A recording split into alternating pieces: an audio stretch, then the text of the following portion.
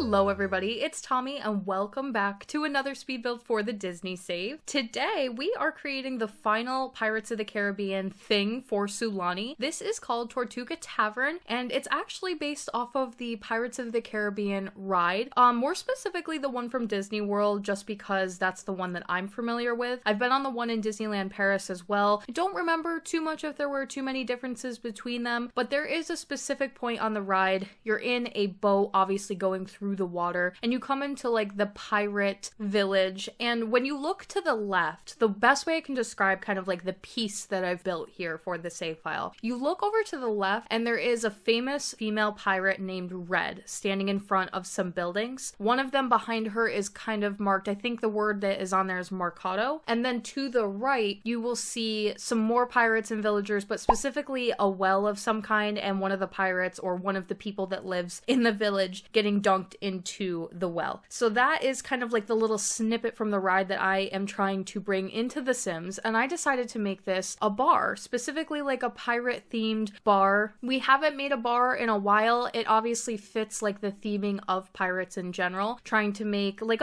as close as we have really to a pub, I would say. Something that pirates will enjoy. And we're going to have lots of them in the save file because, as a lot of you know if you stayed late in one of my last videos, I did mention that we are starting on Peter Pan very soon, and I'm going to be making a lot of the pirates from that film, as well as of course Captain Hook and Mr. Shmee. And then we've got our couple of pirates from Pirates of the Caribbean, some townies. So there's lots of characters that can kind of fill this up, but it also kind of functions as like, I guess, a villain style bar, something a little bit darker that these types of characters can sort of enjoy. Now I wanted this to be, again, like a piece of this village. It's kind of going out onto the water. It's got that cutout in the middle where you would have the boat sort of going through. On the ride, there's like stacks and stacks of pieces of the village behind all of these buildings in layers and levels, trying to make it feel as tall as possible, and you as like the person who is on the ride as low in the water as possible. It's meant to make it feel just like really big. And if we had more space and this was a bigger lot, I probably could have built some of those other levels, but it also, to the detriment of the build, would have made this huge bar that I don't think is super necessary. This is already kind of a big area for a bar. I've got the two buildings. There's the one on the left that kind of turns into more like a tavern, I would say. There's going to be an upstairs bedroom, kind of like a living room seating area, and a couple of other areas that are just more indoors to take and have drinks. And then the other building to the right is more the actual bar. The bar is located on the bottom floor, and then upstairs is like gambling rooms, lounge areas. But more so than anything, I was kind of picturing pirates taking their drinks and sort of sitting around the docks in the water and gathering around fire pits and on top of like picnic tables and makeshift sort of seats and things like that, all out and about in this harbor area, having their drinks mostly outside. So you have that choice depending on if it's, you know, weather pending for The Sims 4. But I do imagine pirates more so kind of enjoying the leisure of being able to come and go in this little harbor area and drink around a bit, if you will. There's definitely some little details from the ride that I'm trying to borrow. There is lots of reference for that ride, which is really great. Obviously, I've been on it a few times myself, so I remember some things, and there was like little things I wanted to include, like a sign on the building, the Marcado sign, that kind of a deal. And there's tons of just clutter, random bits around, lots of nautical items, crates, barrels, broken things, wood, hay, obviously drinks, bottles,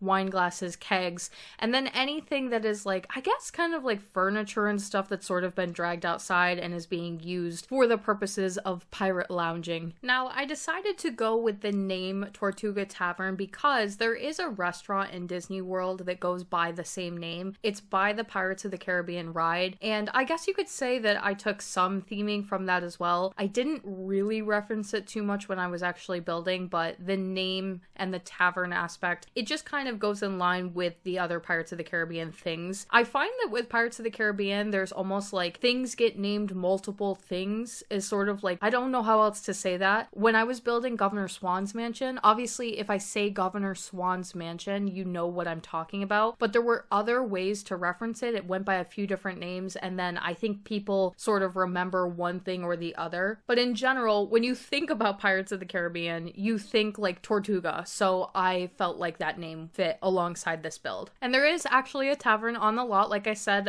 just, you know, it depends on how you look at a tavern. If you are looking for a place where you can go in and get drinks, or if you're looking for a place that kind of you can stay the night, or both, this lot will service for both of those things. So we have multiple buildings to kind of give that vibe overall. Now, of course, I do have to mention that I wouldn't be doing this build justice if I didn't reference other things that sort of like depict this entire theming and this idea. One game that I play personally is Sea of Thieves outside of The Sims, and they did a crossover series with Pirates of the Caribbean. They had all of these tall tales. They're like these story mission mode things that you can do inside the game, and you get to go to different islands, different locations. One of them is like a little village that's kind of designed sort of like Tortuga, and it has a lot of those Pirates of the Caribbean themes in mind. When you get to explore it and like go more in depth, there's definitely some reference straight from the Pirates of the Caribbean ride. And I've seen like a behind the scenes where the people who do the game and were able to create that did actually go to Disneyland and were able to look across the ride, and they took all of the sounds over, all the sound cues, like a lot of the things that are very memorable about the ride, and like some of the specifics, like the dog in the downstairs area with the keys in its mouth, and some of the other prisoners, and then Captain Jack is also in that game as well as like a canon character. So that was also really great reference for this, just trying to get some actual like physical shapes of buildings and what types of archways, what colors, because they've basically already created it in a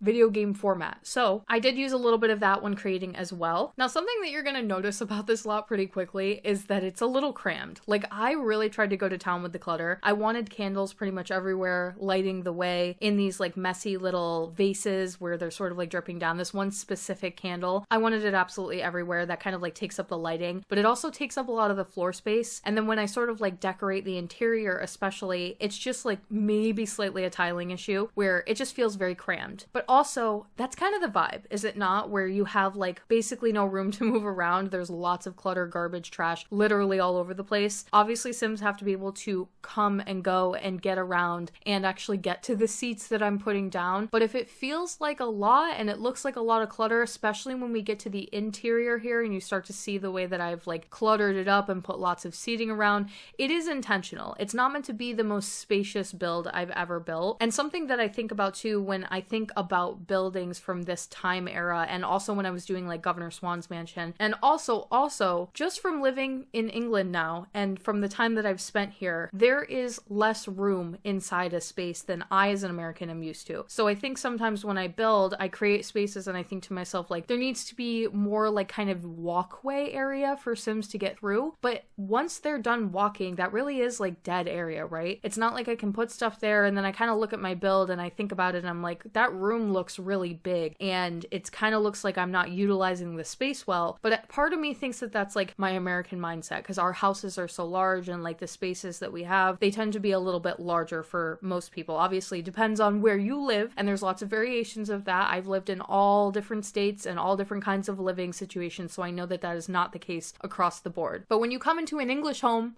an American, might be surprised by the way that it's just a bit smaller in like the general living areas. And so when the English were sort of designing some of their spaces, and not saying that this is like an English design space, but I do believe canonly that a lot of the harbor areas and stuff like that were supposed to be of European villages, European civilizations. And then the pirates would sort of like take them over. And so they're living in like these pre-created spaces that were sometimes formerly of European. They're just smaller on the interior. They have like less pathways to get through, or not like less, but more condensed. So I feel like a lot of these older builds and this particular area of the world, it just makes sense. I hope I explained that well. When it comes to actually playtesting the build, that could be a different story. I always create exactly whatever I want to make and try to do everything the way that I like it. And then obviously it has to be playtested, and it doesn't always work out. I try to keep it as very close as humanly possible to the actual final version of the build, because usually I'm pretty happy with it if I've ultimately decided it done. I don't really want to change anything, but I do find that obviously sometimes I overdo it with the stuff. Sometimes it depends on what kind of a build it is, and have to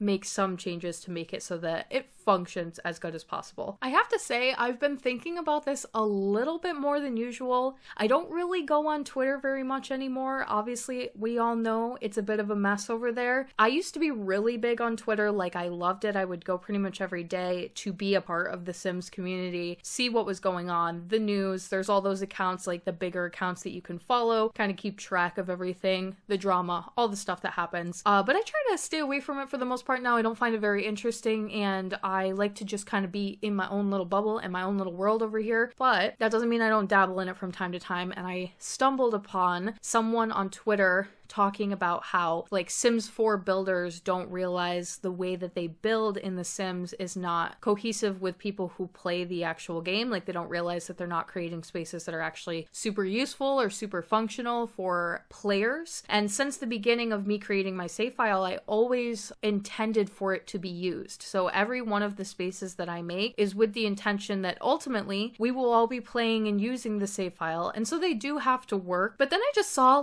so I have to talk about this a little bit because as a builder, I have to say it's a little bit aggravating because I saw all these little things, people saying like, yeah, you shouldn't do this as a builder. Yeah, you shouldn't do that. And I just hate when I see stuff like that because it makes people feel bad and it makes people feel like they're building wrong. And you're not really building wrong. You're just not building to the preferences of that particular person. So for example, one thing that I've never been self-conscious about before when creating any of my builds until I saw somebody say this is that a lot of players tend to play with the walls down. So people don't want things in the way when they are playing in live mode. And so you have to be careful about the way that you sort of like place objects because you should be able to play with the walls down because that's how the majority of players play. I don't know if that's the case, but I personally, when I do play the game, do not play with the walls down. I don't even play with the walls half down most of the time. I play with them fully up because I like to like look down into the build, almost like it's like a dollhouse. And I'm not saying that there is a right or a wrong way to play here because you can definitely do whatever you personally want to do. But then as a builder, I tend to build from that mindset. I'm not necessarily thinking about every single object that I attach to a wall not being able to come all the way down when the walls are all the way down because I as a player don't really play like that. And I'm not wrong for building that way. And that person is not wrong for playing a certain way. But it was just like a whole bunch of people saying basically that, you know, you're a bad builder if this, or I don't like when builders do this, which you're allowed to have your opinion. But it made me so self-conscious. Like I'm sitting here thinking about, do I do that? Do I leave gaps and things where like you put the walls down and now you can't see half of the build? So of course I'm going to try to be a little bit more conscious about things like that when I try to build. And I have to, and I am like sort of dreading but excited to say, I've been mentioning in previous videos that I am doing a new version of the save file. So one of the things that I want to do and have, like, I would say one of the bigger reasons that I have been putting off doing this is because I really need to go back to like day one, all the way back to Willow Creek and just take a look at everything, move some things around, add some new stuff from some of the new packs that we've gotten that I haven't had a chance to like go all the way back to Willow Creek with the newer packs. And from that point forward, so I need to like look over Willow Creek, Forgotten Hollow, Evergreen Harbor, Mount Komorebi, Hemford on Bagley, and it's a huge task. And then like now I've got to be thinking about those other things in the back of my head as well, like, oh no, did I use too many objects that aren't going to come down when the walls come down? Or a big one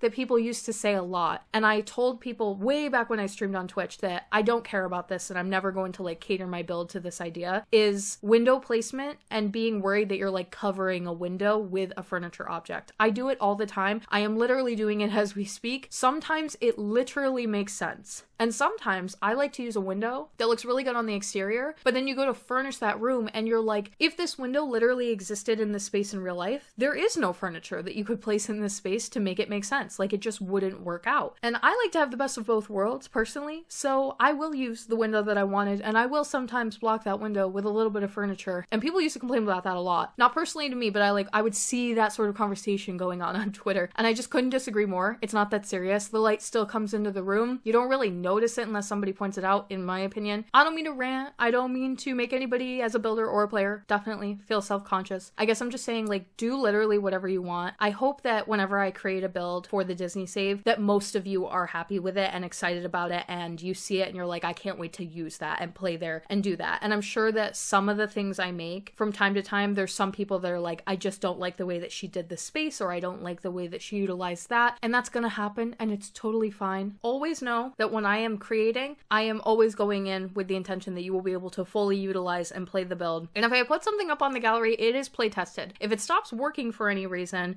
I'm not gonna say it's not my fault, because I swear to you, I play test everything, but sometimes I've noticed that when the Sims updates, it changes certain things, and pathing and little issues are made that were not there before. I had put the Beauty and the Beast castle on the gallery. It was almost a pretty much flawless working build when I created it. I was really surprised because I had like a couple of technical glitches that I did with it, and like some weird foundation things that I did with it. And I was pretty much convinced when I was done building it that it wasn't going to work, and I was going to have a hell of a time fixing it and making it functional, but it pretty much worked right away. And I was really excited about it. And then I put it on the gallery, and I'm told a few months later that it's not working anymore. And it's because of updates to The Sims. But again, since The Sims has been updated so many times since the last time I've done a save file, I need to put out a new one so that everything is working and feels really clean and fresh, and maybe I can take a look at some of those older builds and revamp them just a little bit. I have some ideas, some things that I would like to do. I'll give you one. I want to take the third floor off of Tiana's house. I built it way back. It was one of the first things I built for the Disney save. I was obviously going off of a reference. It was the wrong reference, by the way.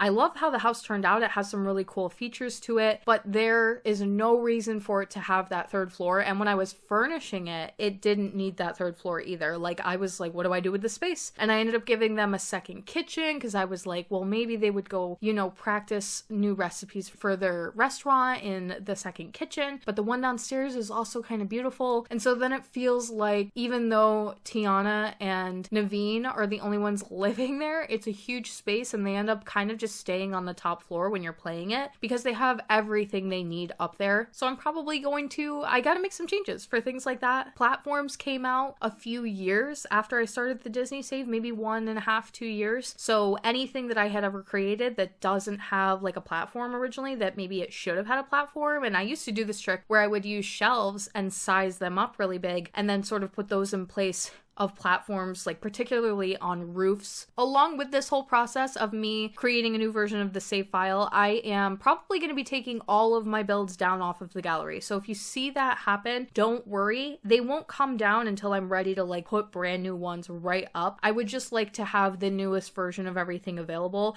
I hate doing that, if I'm honest with you, because I hate that I lose all of my downloads. I know this is such like a petty, stupid thing, but I have like the amount of people that have downloaded my stuff on the gallery, and then I lose all of that because I'm taking the build down, and then I just put a new version of it up, and eventually over time I'll get most of that back. But maybe I should have gotten double is how it should have worked, because people downloaded the first one and then they download the second one. But if I don't do that, ultimately those of you who are like more casual viewers of the save, or you don't watch any of my videos and you just download stuff off the gallery, which is fine, you end up not knowing what's going on, and then you end up using broken versions of builds and things that aren't working anymore. That's why I don't just like simply re-upload them. It also helps me personally keep track when I'm going through the catalog and I'm trying to make sure that I have everything up there. Somebody asked me, I think it might have even been on the gallery or in a comment of a video, they were looking for the Beauty and the Beast library from Willow Creek, and it's there. I promise you, like, I've gone through the gallery and made sure everything that is supposed to be there is there. It just, the gallery sucks, guys. It comes up and down, like the way you filter things to the left, play with those filters a little bit. Sometimes it's going to bring different stuff up. Sometimes you need to literally search the name of what it is in order to get it up. Sometimes when I'm personally scrolling through the gallery, it just multiplies and gives me the same thing over and over and over again, and it'll show me like that I have uploaded the same build 4 times when I know that that's not the case. It's broken, busted, we hate it. We all have to work with it though. I promise you the Disney save builds are all there, but some of them are so old that they're probably not working very well, so it is time. It's time to revamp the save. It's time to put out a new one. I'm gonna have more details and things on like the new version of the save in future videos, I'm sure, as we get closer to the end of Sulani.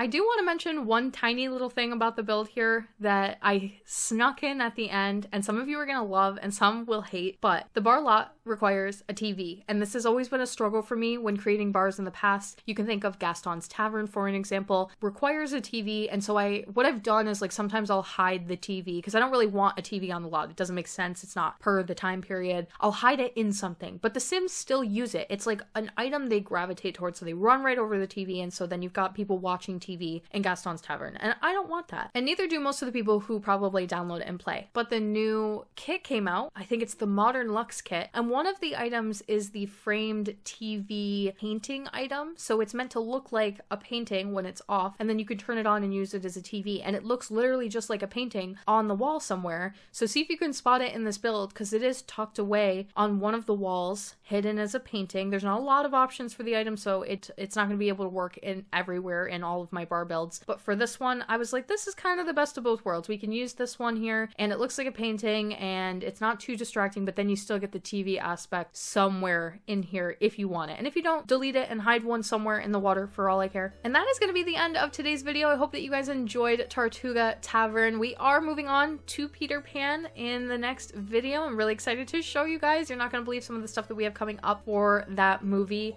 If you'd like to support the Disney Save on Patreon, you can do so by clicking the link in my description box down below or the one at the end of the video. Thank you so much for watching, and I will talk to you all in the next one.